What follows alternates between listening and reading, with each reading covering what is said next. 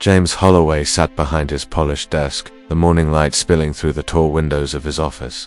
The view of the skyline stretched endlessly before him, but his eyes were fixed on a single sheet of paper.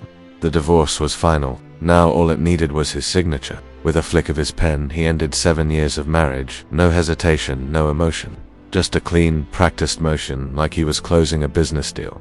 Asterisk across from him, Emily sat quietly, hands folded in her lap, dressed in the same modest style she had always worn. Her eyes were calm, but tired. She didn't look angry. She didn't cry. She simply watched him, as if waiting to see if he'd look up one last time. But James didn't.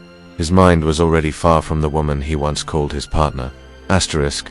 They had married young, back when dreams were fragile and hope made everything feel possible. Emily had been his anchor through the chaos of his early career. She cooked dinners when he came home late, stayed up with him during sleepless nights filled with worry, and whispered encouragement when no one else believed in him. But as the company grew, so did his ambition. Asterisk. James started seeing the world in numbers and headlines. He surrounded himself with image-conscious investors, glamorous parties, and cold boardrooms. In that world, Emily's warmth began to feel like a distant memory. She was never flashy, never loud. She preferred quiet moments, books, and community work. In his eyes, she became someone who didn't fit the man he had become.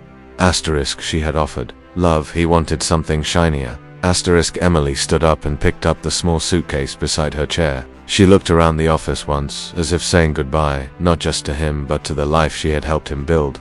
Her voice was soft but steady when she said, "I hope you find what you're looking for." Asterisk. Then she turned and walked out. The door clicked shut behind her. James stayed still, staring at the papers, unaware that this moment would haunt him more than any deal ever could. Asterisk. The grand ballroom shimmered with golden light as laughter and conversation echoed beneath a crystal chandelier. It was the annual Holloway Innovations Charity Gala, a night meant to impress investors and flaunt success. James stood near the bar, surrounded by colleagues and high-profile guests, offering polite smiles and empty nods. His life looked perfect. From the outside, tailored tuxedo, expensive watch, charming grin, but his mind was elsewhere, unsettled by something he couldn't name. Asterisk. Then she entered. Asterisk. At first, he didn't recognize her. The woman stepping through the doors wore a deep emerald gown that flowed like water, her hair swept elegantly over her shoulder. Her eyes, confident and kind, scanned the room with grace. She moved with quiet purpose, not to be noticed, but impossible to ignore. James blinked, and then his breath caught. It was Emily. Asterisk. She wasn't the same woman who had left his office months ago with a suitcase and soft goodbye. This woman radiated strength and peace. Her smile was no longer hesitant, but open, real. He watched as she greeted guests warmly, many of whom clearly knew and admired her. People gravitated toward her, not because of her appearance, though she looked stunning, but because of the way she made them feel seen. Asterisk. He learned through whispers that she was now leading a non-profit helping women recover from abuse and poverty. Her efforts had been featured in several news articles. Her work was changing lives. His chest tightened.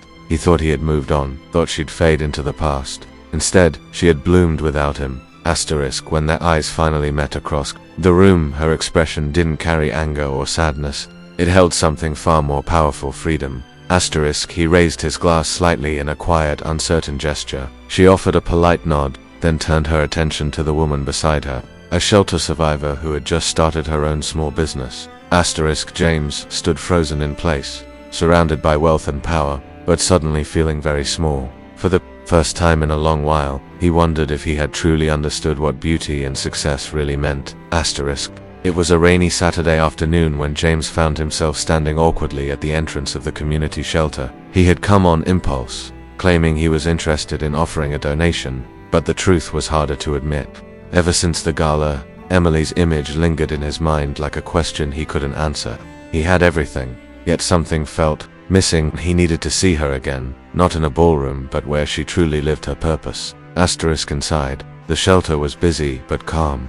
Children played quietly in one corner while volunteers organized clothes and meals. A few women sat at a long table, sharing stories and laughter. It didn't look like much, but there was a warmth here that James hadn't felt in years. Asterisk. He saw Emily near the back, her sleeves rolled up, helping a young mother fill out paperwork. She smiled with genuine care, offering reassurance with every word. The girl looked no older than 20 and held a baby close to her chest.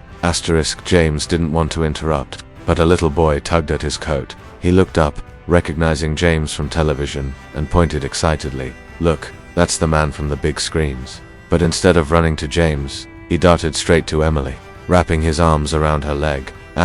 She knelt, ruffled his hair, and whispered something that made him laugh. James watched as she hugged the boy and gently redirected him to a nearby snack table. Every gesture was effortless, natural. When she finally noticed James standing there, she gave a small, surprised smile. "You came," she said softly. "I did," he replied, unsure of what else to say. "I thought maybe I could help." Emily looked around the room, then back at him. "This place is about listening more than fixing," she said. "You're welcome to stay. So he did. That day he stacked boxes, served food, and sat with people he had never bothered to understand. For the first time in years, he felt something break open inside him. It wasn't just guilt. It was the beginning of understanding. The evening air was cool as the last few volunteers trickled out of the shelter. The streetlights outside cast a soft amber glow, and the quiet hum of the city surrounded them like a distant echo. James remained behind, helping to wipe down the tables, though the task had long been finished. Emily sat on the front steps, her arms resting loosely on her knees, watching the world move slowly beyond the shelter gates. James stepped out and sat beside her, leaving a respectful space between them. For a few moments, neither of them spoke. The silence wasn't heavy, just full. The kind of silence that held questions too deep for quick answers. "I used to think I was the one who built everything," James said finally. "My company, my success, my life. I thought letting you go was just part of that journey." Emily looked straight ahead, not responding right away. He continued, his voice softer now. "But being here, seeing all this, seeing you, I realized how blind I was. You were never holding me back. You were holding me together." She turned to face him, her expression calm but unflinching.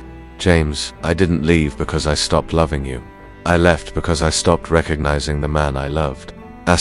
His throat tightened. "I thought I wanted someone brighter, more exciting, but now I see. I just couldn't see the beauty that was already in front of me. I'm sorry. I'm truly sorry." Emily looked down at her hands, then back at him. Her voice was gentle but firm. "I didn't change to make you regret anything. I changed to find myself again." Her words hit him deeper than anything else had. There was no anger, no bitterness, just truth. "Do you ever think about us?" he asked quietly. "Sometimes," she replied, "but not in the way you think. I remember what I gave, and I'm proud of it, but I'm also proud I walked away." James looked out into the night, humbled. He had come looking for forgiveness. Instead, he found clarity. Not all love stories end in reunion.